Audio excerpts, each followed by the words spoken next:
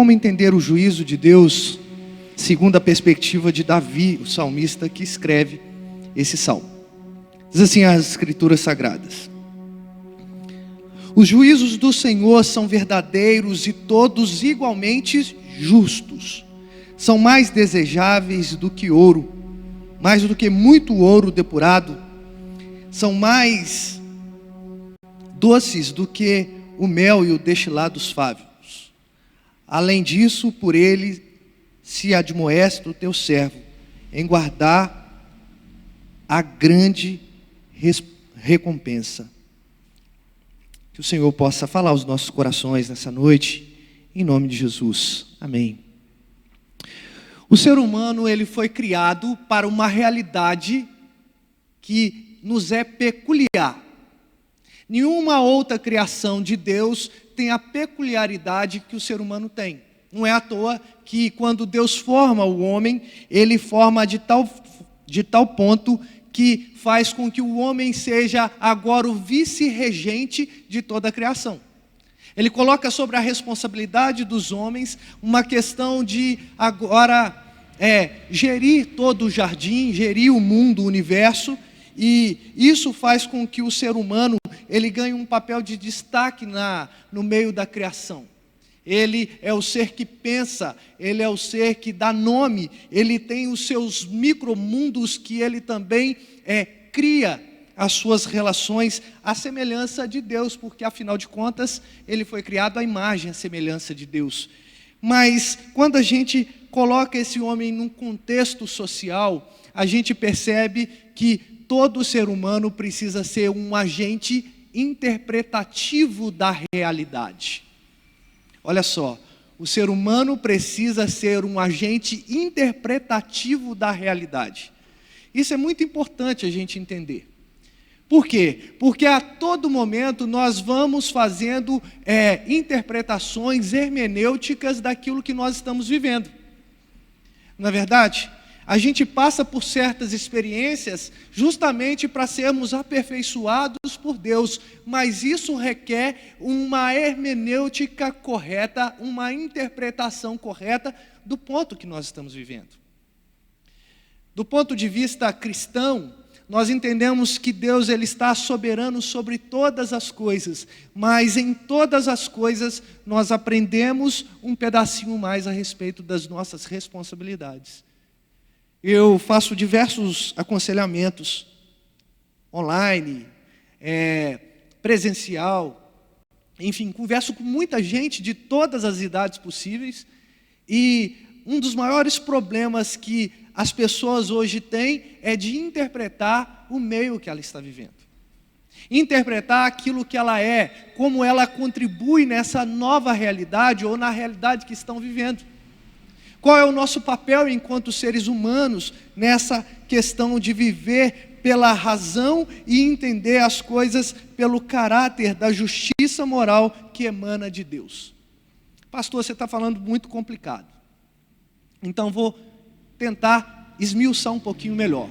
Você é colocado numa situação todos os dias para que você enxergue o seu papel e você enxergue também o papel de Deus. Para que você enxergue a sua miséria enquanto ser humano, mas que você também enxergue a realeza de Deus sobre todas as coisas. É isso que eu estou querendo dizer. É que tudo que vem sobre as nossas vidas tem um papel de poder adorar ao Senhor acima de todas as coisas e nos fazer ter uma autoanálise a respeito de nós mesmos. Por que eu estou começando esse sermão dessa forma? Por que eu estou começando esse sermão sobre entender o juízo de Deus dessa maneira? Porque não há como a gente compreender a respeito do Deus que é todo-poderoso e perfeito se a gente não fizer uma interpretação pelo menos sincera a respeito da realidade que Deus criou. Eu não consigo pular do meu estado já para um estado de entender os juízos de Deus. Eu preciso, a priori, a princípio, eu preciso compreender qual é o meu papel. Eu preciso entender uma realidade por um todo, como aqui na criação que nós vivemos. Mas esse salmo, ele é belíssimo porque ele mostra essa relação da criação com o Criador.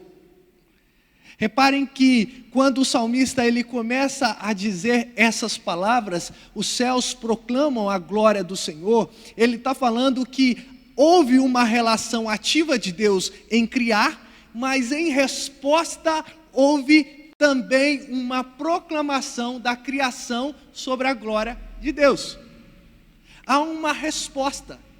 É como se fosse a lei de tudo que tem uma ação, existe uma reação. A ação é Deus criando todas as coisas. A reação é que todas essas coisas glorificam ao Senhor. Interessante isso. Salmos, o livro de Salmos trazem poesias, ou os livros, são 5 livros dentro do livro de Salmos, que trazem poesias a respeito de Deus, mas não abrem mão de doutrina extremamente sólida. Nesse próprio salmo, a gente vai ver a respeito da criação, uma doutrina extremamente importante. A gente vai ver também a questão de como Deus, ele governa todas as coisas. A gente vai ver a respeito da palavra, a lei do Senhor, que é perfeita e restaura a alma. E nós vamos ver a respeito de perdão, como o Senhor absorve as nossas faltas, porque Ele é todo poderoso para poder guardar nós de nós mesmos, das nossas soberbas, como diz o versículo de número 13. Mas ao mesmo tempo, o salmista ele traz uma questão a respeito do juízo. Juízo que é extremamente mal interpretado por nós. Quando a gente fala de juízo, crentes tremem, o que não deveria acontecer. Porque o juízo é para aqueles que não agem em conformidade com a lei. O juízo, de maneira punitiva, é para aqueles que transgridem a lei, mas para aqueles que obedecem à lei, ele é bênção. Ele é bênção. O juízo do Senhor é bênção. Mas como a gente deve entender, portanto, o juízo do Senhor?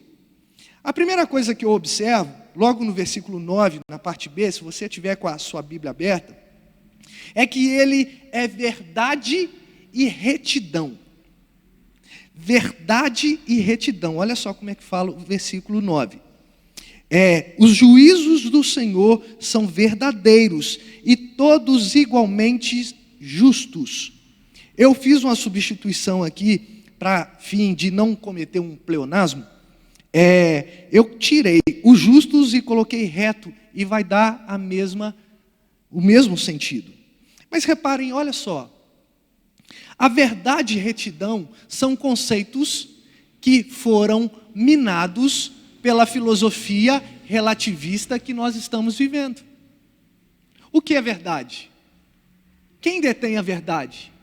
Às vezes você vai comunicar uma coisa a respeito de algo que é extremamente óbvio e verdadeiro, a pessoa fala assim, isso aí é a sua verdade, é o que você acredita, isso aí eu não tomo para o meu coração. O que é isso? O relativismo. Cada um tem a sua verdade, vamos viver cada um segundo a nossa própria verdade. Isso contaminou o conceito de verdade. Da mesma forma, o conceito de retidão. Algumas pessoas batem nos seus peitos e falam assim, eu sou um bom cristão, porque eu vou todo domingo na igreja. O conceito de retidão está atrelado diretamente ao ato de vir à igreja num domingo à noite. Mas e aí? E a sua vida na tradução do cotidiano? Como é que é? Não, lá no meu serviço é tudo mais ou menos. Lá no meu serviço eu participo de umas rodinhas de vez em quando, assisto umas coisas que não precisava assistir, mas eu sou um homem reto, eu não deixo de pagar as minhas contas. Reparem que o que eu estou querendo dizer é que esses conceitos, eles ficaram raleados. Eles ficaram rasos, enfraquecidos, e aos poucos eles vão se tornando indiferentes na sociedade. Verdade e retidão, coisas que já não são mais importantes na sociedade pós-moderna que nós estamos vivendo. Mas o salmista, ele traz para nós essa questão de que o juízo do Senhor, ele é O juízo do Senhor é verdadeiro e igualmente reto. Ou seja, há um espelhamento a respeito desses dois atributos, né? A verdade e a retidão. Se o juízo do Senhor é verdadeiro, ele precisa ser igualmente reto. Por quê? Porque da mesma fonte emana a verdade e a retidão. É Deus. E não há sombra de variação em Deus. Se Deus ele é amor, ele é totalmente amor. Se Deus é misericórdia, ele é 100% misericórdia. E isso tudo vai acontecendo com todos os seus atributos. O grande problema é como nós enxergamos isso. Os atributos que nos favorecem, por exemplo, como a misericórdia, graça, né? Porque não somos merecedores, a gente abraça isso de uma maneira maravilhosa. Fala, Senhor, eu quero misericórdia do Senhor, porque afinal de contas, eu sou um pecador. Oh, coisa boa é contar com a graça do Senhor, porque não é o meu mérito, mas é graça do Senhor, é presente do Senhor. Mas quando a gente chega em pontos que são mais apertados para nós, a gente dá uma escapulida. A gente fala assim, juízo, não, esse negócio, se o Senhor resolver usar de juízo com a minha vida, eu acho que não vai dar certo, eu acho que para mim vai dar ruim.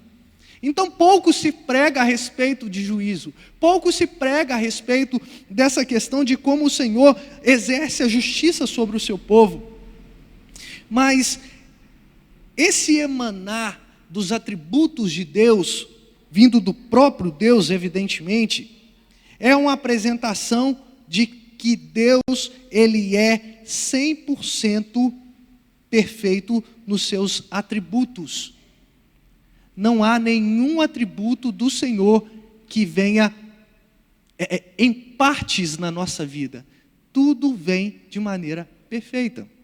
E é isso que o salmista está querendo dizer quando ele fala que os juízos do Senhor são verdadeiros e igualmente retos. É incoerente a gente pensar na ideia de que Deus, ele é perfeito, mas na execução dos seus atos, ele falha. Mas a gente pensa assim, Deus é perfeito, mas na hora de executar os seus decretos, na hora de executar o seu juízo, a gente quer que ele seja 50%, porque horrenda coisa é cair na mão do Deus vivo. Horrenda coisa é receber a justiça de Deus para aqueles que não estão justificados em Cristo Jesus. Então, como é que a gente deve enxergar esse juízo? Enxergando ele como verdadeiro, como verdade, como reto. A gente pode se frustrar com a justiça do nosso país. A gente pode se frustrar com uma sentença que estava na vara civil. A gente se frustra porque, afinal de contas, ali houve uma interferência pecaminosa do ser humano. O juiz que ele não tem um caráter bom, o advogado que não advoga de maneira zelosa, a própria testemunha, ela fala mentira, o réu, ele se faz de coitado. Então, o nosso juízo, a nossa justiça, segundo as leis do Brasil, elas são extremamente contaminadas pelo pecado. Só que quando a gente pensa no juízo de Deus, eles são verdadeiros, e por serem verdadeiros, são igualmente retos. Não há nenhum tipo de desvio, não há nenhum tipo de algo torto para poder nos apresentar. Interessante isso, não é? A gente compreender que o juízo do Senhor é verdadeiro. Mas sabe o que mais me chama a atenção? É que Davi, quando está escrevendo esse salmo, ele está louvando ao Senhor. Ele não está preocupado com o juízo. Ele está glorificando ao Senhor pelo juízo. Ele fala de maneira louvável. Os juízos do Senhor são verdadeiros, igualmente justos. Ou seja, para aqueles que não estão debaixo da servidão do nosso Deus, O juízo é um motivo de preocupação, mas para a vida de um cristão verdadeiro, o juízo é louvor, porque eu sei quem zela pela minha justiça. Deus zela pela minha justiça. E esse Deus é reto, e esse Deus é verdadeiro. Não tem lugar para se estar, a não ser debaixo da retidão e da veracidade que há em Deus. Nós precisamos olhar mais atentamente para os atributos do Senhor. Nós precisamos compreender que tudo que o Senhor faz é de maneira gloriosa e que reflete a sua própria glória para a nossa vida. Então eu não tenho que temer o juízo. Um pastor amigo meu, ele contava uma história que um dia ele estava no meio de um trânsito e tal, e começou a chover muito.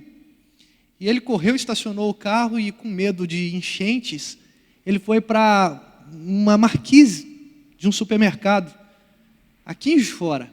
E aí ele encontrou um amigo que era crente também.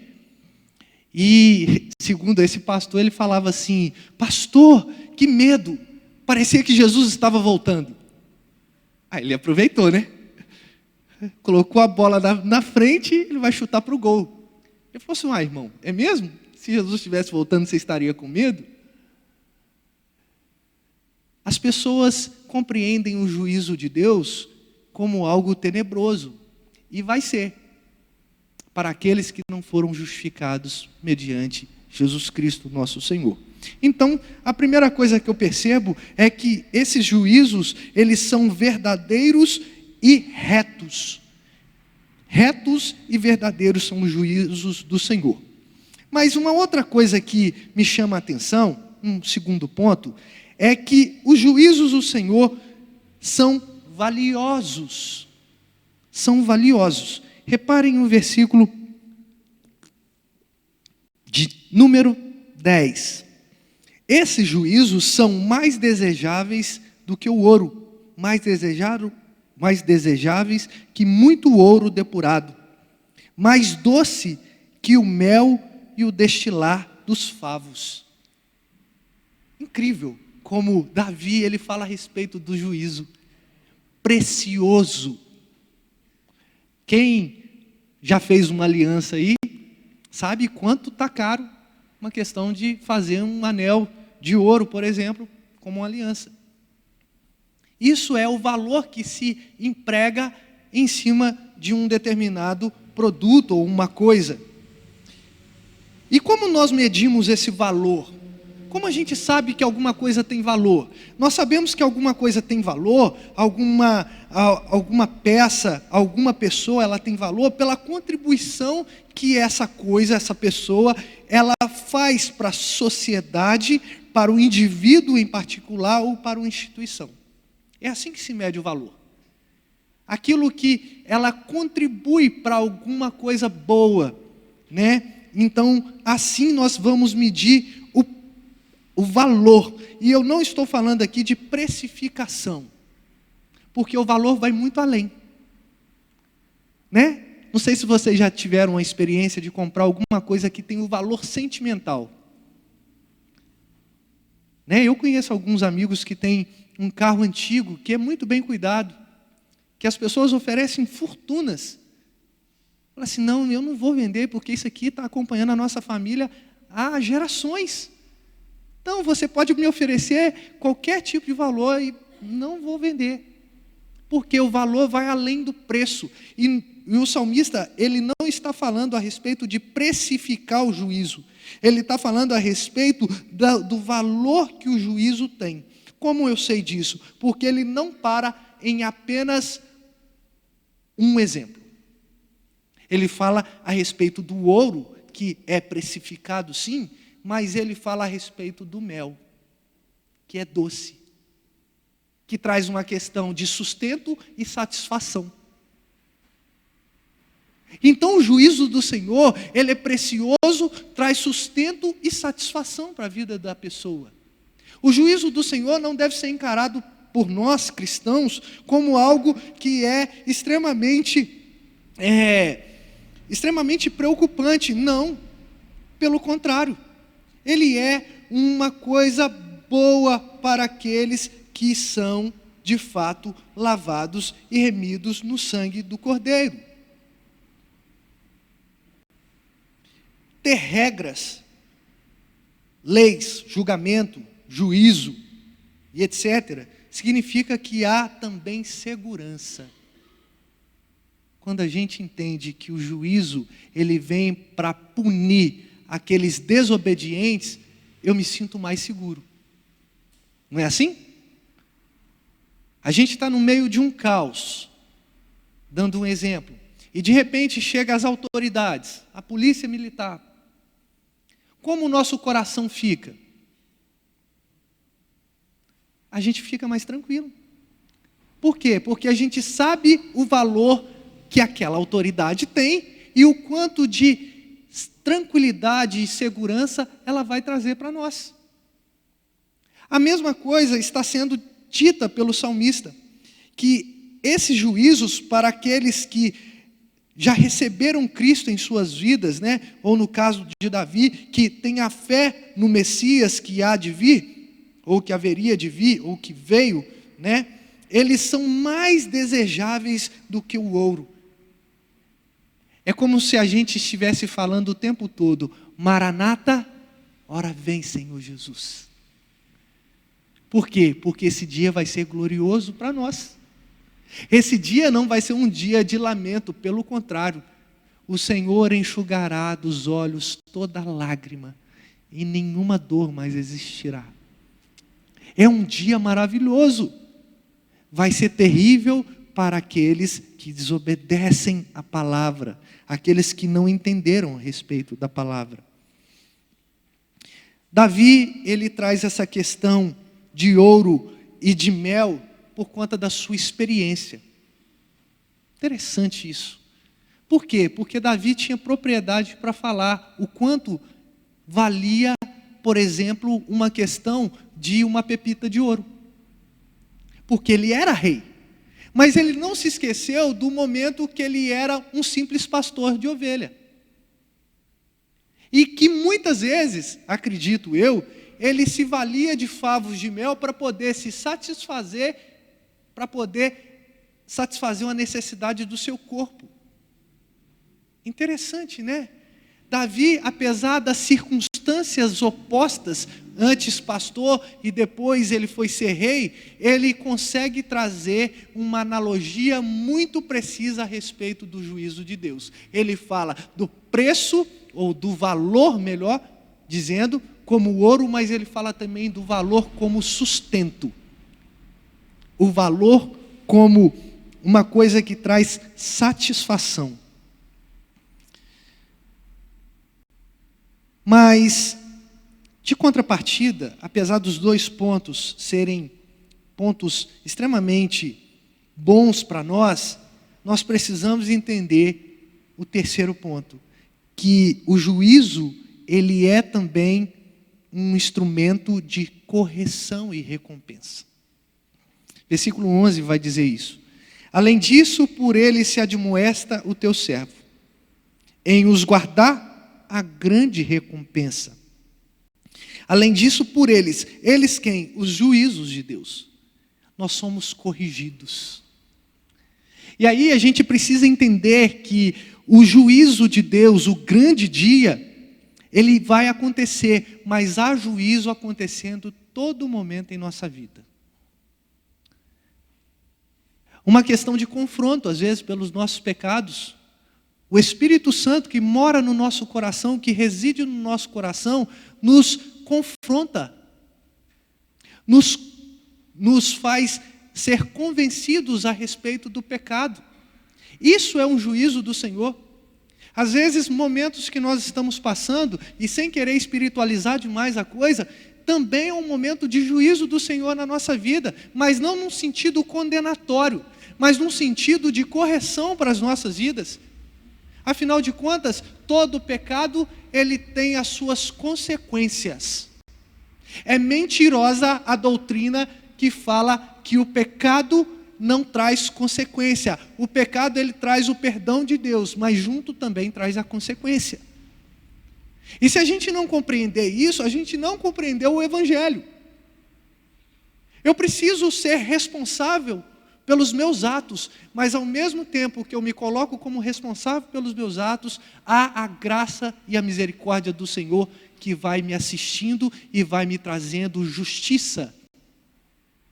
Se eu bato no carro de alguém, eu preciso, estou olhando para o reverendo Jefferson, que aconteceu essa situação, eu preciso arcar com essa questão.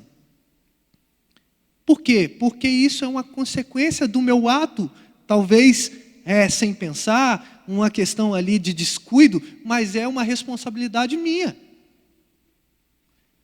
Mas a gente não tem feito isso, a gente não tem assumido a responsabilidade. A gente está errado, a gente erra, a gente bate no carro do outro e sabe o que a gente faz? Embola o meio de campo de todas as formas para poder fugir da responsabilidade. Se você deixar de pagar a conta da sua luz de casa, o que vai acontecer? Alguém da empresa de fornecimento de energia vai lá, vai cortar. Por quê? É uma prestação de serviço. Eles prestam um serviço, a gente paga e tudo ok. Então a gente precisa entender que o juízo do Senhor, ele vem nesse papel de providência retributiva também sobre as nossas vidas. E essa providência retributiva, ela corrige a nossa vida. Mas a gente só consegue enxergar esse instrumento de correção se a gente tiver a cosmovisão certa. Se a gente enxergar o mundo pelas lentes do cristianismo. Por que eu falo isso? Porque na Bíblia está dizendo que o bom pai, ele corrige o seu filho. E Deus corrige a todos quanto ama. Todos quanto ele ama. Todos que são filhos passarão pela correção. Porque não dá para a gente ser transportado do reino que nós vivemos, um reino pecaminoso, e sermos transportados para o reino do Filho de Deus, Filho da luz, e continuarmos com as mesmas práticas. Deus vai nos endireitar, vai nos corrigir. A gente vai deixar de ser um homenzinho torto, que morava numa casinha torta, que a vida era toda torta, que um dia a Bíblia encontrou, e aí tudo que era torto, Jesus endireitou. Essa canção acompanha por muitos anos a nossa cristandade. E é a verdade. Quando nós somos confrontados com o juízo de Deus, que é o Espírito Santo também nos cobrando no nosso coração, nós somos corrigidos. Resgatando as palavras do apóstolo Paulo em 1 Coríntios capítulo de número 11, se nós nos julgarmos a nós mesmos, não seríamos julgados. Então é por isso que Deus exerce juízo sobre a gente, porque o nosso coração é tão corrupto que se a gente for julgar a nossa própria vida, a gente vai falar assim, não, isso aí passa. Mas quando somos julgados pelo Senhor, somos disciplinados para não sermos condenados com o mundo.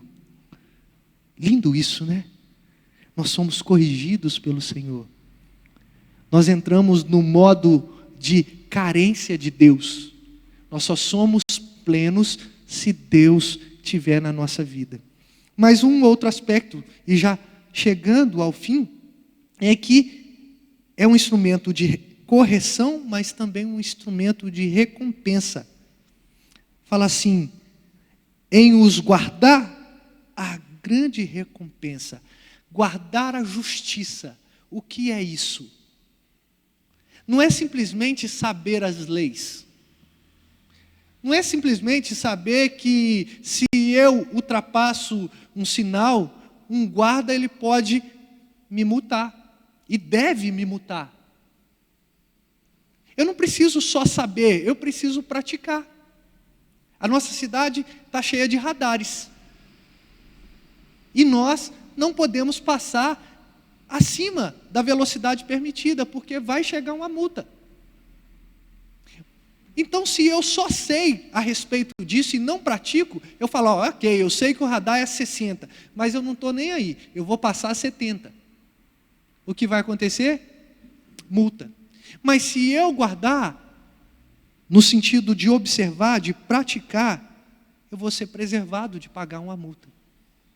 Se eu guardar a lei do Senhor, no sentido de praticar, eu vou ser preservado de vários pecados, de constrangimentos. Eu vou ser preservado de alguma questão de ordem física, integridade física. Se eu entender a lei do Senhor e guardar todos os estatutos, e tiver Ele no meu coração, e praticar tudo isso, eu desfrutarei das bênçãos do Senhor, a grande recompensa para aqueles que observam o juízo ou a justiça.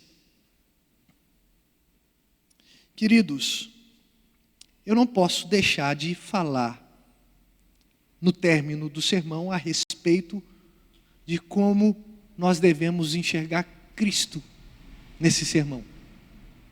Cristo é o juízo de Deus. João Batista, quando estava anunciando a respeito de Jesus, ele falava assim: arrependei-vos, porque é chegado o reino dos céus. Ou seja, a nossa vida torta não pode existir mais. Aquele que está em Cristo, nova criatura é. Os conceitos mudaram, as expressões mudaram, faciais, corporais, verbais, tudo se torna novo, porque eu sou nova criatura em Cristo Jesus. Eu preciso compreender esse aspecto, que a cruz redimiu a minha existência. Eu preciso entender que o juízo de Deus se estabeleceu quando Cristo falou: tetelestai, está pago. Sobre a minha vida não há justiça ou juízo, mas há justiça que veio de Deus. E Cristo é a justiça, mas se Ele é uma justiça positiva sobre aqueles que entendem o Evangelho, Ele também é uma justiça dolorosa para aqueles que negam a realidade do Evangelho. Cristo precisa ser compreendido como o juízo de Deus. Foi ali que Deus satisfez a sua própria ira em Cristo. E essa ira não recaiu sobre a minha vida. E não recaiu sobre a sua vida. Em Cristo fomos satisfeitos. Em Cristo Deus foi satisfeito. Já nenhuma condenação há para aqueles que estão em Cristo Jesus e não andam segundo a carne, mas segundo o Espírito. Precisa haver mudança. Cristo é a mudança que nós precisamos. Se você tem andado em caminhos que são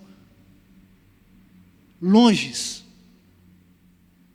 da cruz, esse é um convite para a sua vida, para a minha vida, para nós nos achegarmos mais na cruz, para nós entendermos melhor a respeito da obra de Cristo.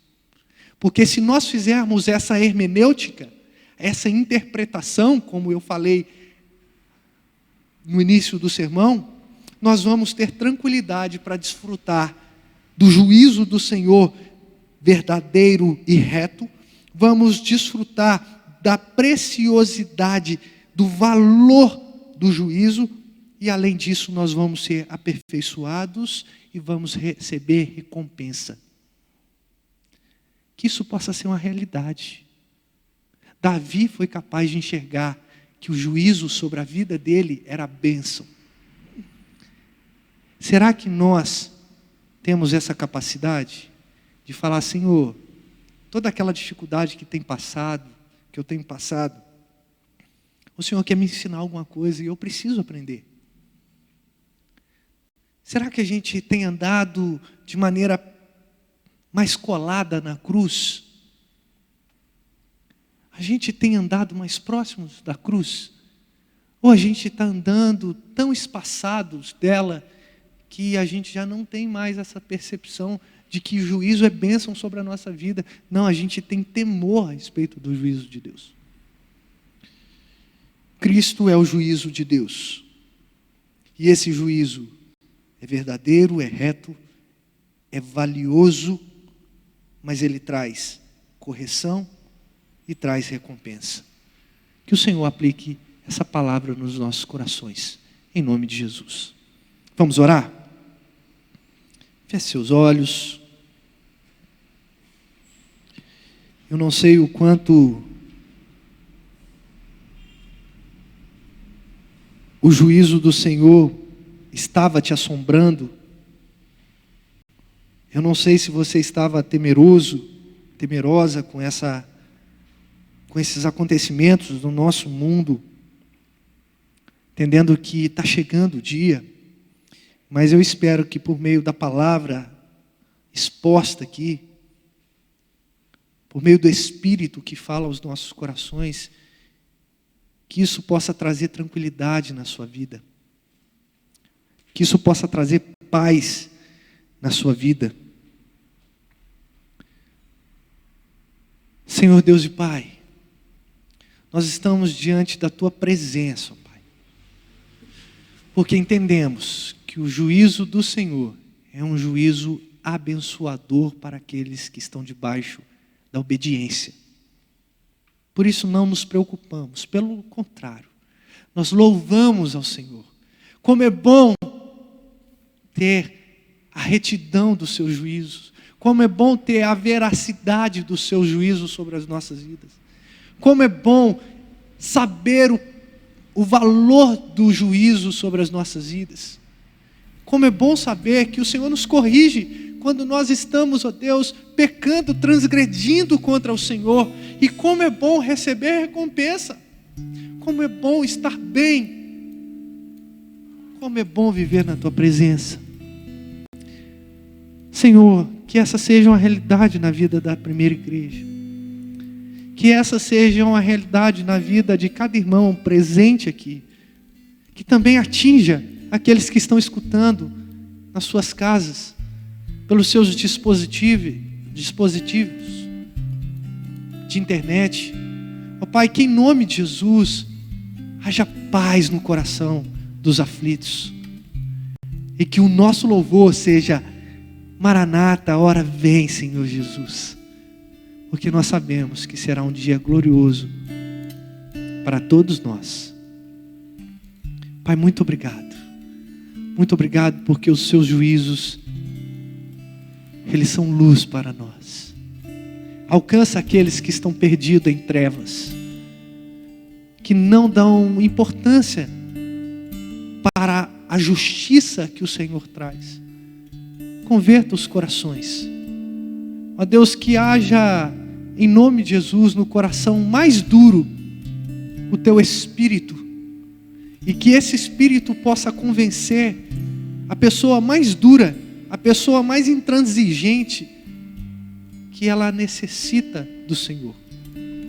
Ó Pai, muito obrigado. Muito obrigado por aqueles que já responderam positivamente ao seu chamado. Continue nos dando esperança da vinda do Senhor. É o que nós te pedimos. Agradecidos no nome de Jesus. Amém.